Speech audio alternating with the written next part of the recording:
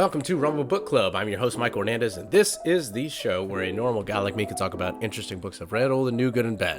So if you like the show, you like the content, you like the books that I talk about, or maybe you're just a weirdo too, well, you've come to the right place. You can follow us on Twitter, Getter, TikTok, and Parler, or you can subscribe right down below on YouTube and Rumble. Make sure you hit that little bell to let you know when the next episode comes out, and support the show if you can.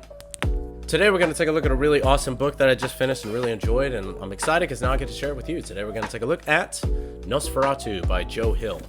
Joe Hill is the author of multiple best-selling books, including Horn, Strange Weather, 20th Century Ghosts, and The Fireman. He also did Strange Weather, which is a collection of short stories, much like 20th Century Ghosts, which I really enjoyed. He's actually become one of my new favorite authors. His work does stand on its own entirely, but it is interesting to note that his father is also renowned fiction author Stephen King, who's another favorite author of mine, who I've done a lot of book these book reviews on as well. Figured I'd have a little fun with this episode and dim the lights since we're covering kind of a horror story, a nice kind of scary summer reading. But NOS4A2 tells the story of a young girl who has a strange power to create a portal through reality with her imagination, and she encounters another being who has a similar ability, but his use of the power is much more sinister and victimizing.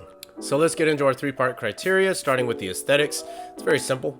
Vivid, no fat on the cover at all. The paperback has a really good solid feel in your hands, and I think the design pops off the shelf without being too, razzle-dazzle, I guess, to use a weird term. So as far as the aesthetics, great score, 9 out of 10. Now looking at the readability, Hill is able to use all the best tools of a great author by painting the scene in your mind with such vividness that you feel pulled into the action.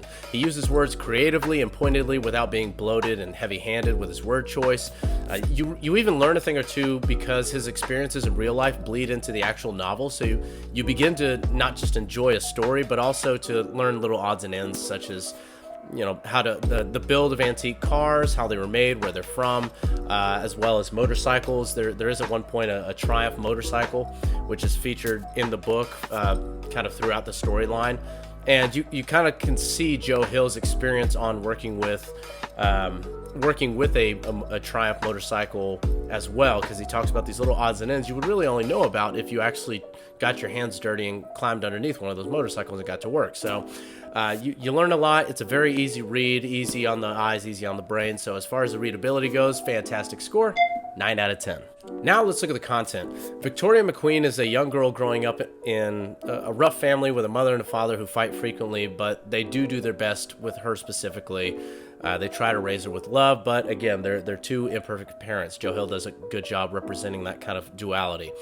She begins to realize that she has the power to ride across this covered bridge that no longer exists in reality by getting on her bike and just kind of tuning out, checking out, only focusing on just the rubber on the road and going as fast as you can, going through the forest and just letting it ride. And she uses this power to find things that are missing because the bridge has a way of locating anything she needs, no matter how far it is. As soon as she rides across the bridge, she ends up within just a few steps away from it. In her travels, she finds another girl who's not much older than her, who has a similar reality-bending power by way of scrabbled tiles. Maggie, who's a librarian in Here, Iowa, gives Vic guidance and advice and has the ability to receive messages of precognition through this bag of Scrabble tiles that she uses. So she reaches into this bag, and it's Joe Hill kind of describes it like Mary Poppins' bag, how her arm just keeps going deeper and deeper into the bag, and she's able to pull out just a random collection of tiles, throws them on the table, and she's able to piece together messages essentially from the beyond, telling something that's very important towards the future. She warns Vic about another creature that she calls the Wraith. This being uses a car, a black 1938 Rolls Royce Wraith, with the vanity plate NOS4A2, NOS4A2, to cut through reality and ride on a highway beyond this actual world and into kind of a world built out of his imagination. He uses this road to go to this location that he built up in his mind over years called Christmas Land, which is a place that he speaks of as a paradise, but it's more of this child's horrible parody of Christmas heaven. Each of these gifted people can use their gifts anytime they want, but it does come at a price. For Maggie, for instance, the use of her tiles begins to deteriorate her speech, causing her to stutter.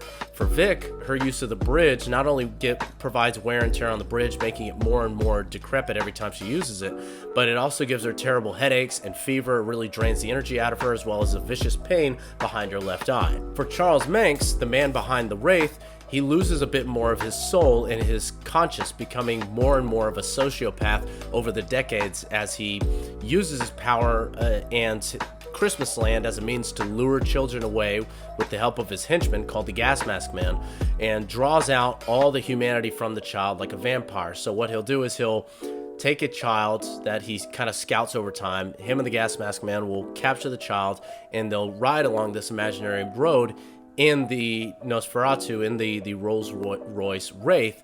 And the further along that road he goes, the closer they get to Christmas Land, the more of that child's humanity is drawn out of him, and he essentially takes that humanity out of them, sucks it out like a vampire, which allows him to live much, much longer. As the child becomes more of a monster and is dumped into Christmas Land, he's essentially this soulless creature with this mouth full of fangs, and they play these awful, horrible games in Christmas Land with the other lost souls of children.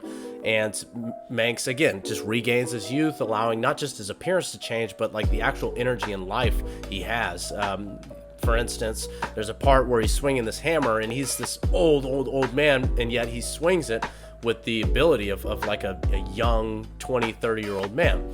And what this reminds me of is the theme park Pleasure Island from the story of Pinocchio, where the lost boys become slaves to their childish fantasies until they literally become beasts. That's what happens to these other children. As they're taken to this Christmas Land, they become nothing more than these wild savages, these monstrous creatures that when Vic does actually make it to Christmas Land, she's horrified by what these children look like and how they act. So when Victoria is still a girl, she rides across the bridge, literally looking for trouble at one point after a fight with her parents, and she ends up finding trouble. She finds Manx, and Manx is eventually taken down when Vic rides the bike directly to his sleigh house and burns it down in an attempt to escape from him.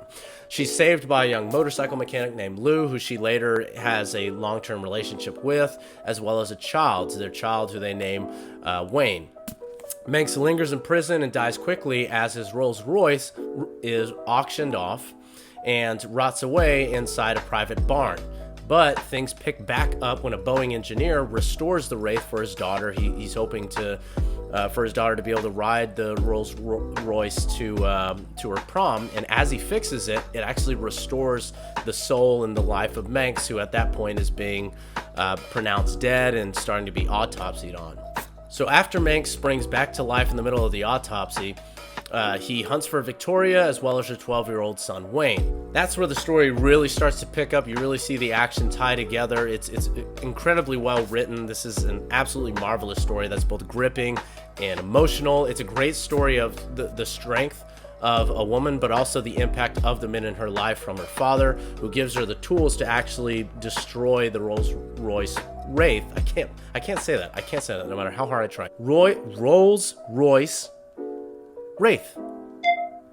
This is a marvelous story that's both gripping and emotional. It's a great story of the strength in a woman, but also the impact of the men in her life, from her father, who gives her the tools to destroy Manx, but also Lou, who gives her the love and the son that she never thought she could deserve in life. So I think Joe Hill has a very good insight into humanity, into the human condition, the mix of not just emotions but character traits that we all have within us. He doesn't paint characters as completely black or white, completely good, completely evil. There's a little bit of both in people, and he really leaves it up to the choices that these characters make to really define who they are. So Joe Hill is a outstanding author. So as far as the content goes, perfect score, 10 out of 10. I got this book from Barnes & Noble. You can find it at Barnes & Noble too. You can probably find it at just about any other bookstore as well as online. So the book is NOS4A2 by Joe Hill. Go out and get yourself a copy. I highly recommend it. Thanks for watching, everybody. Go read something.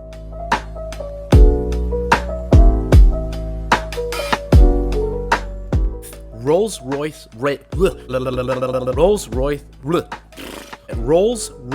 Wraith.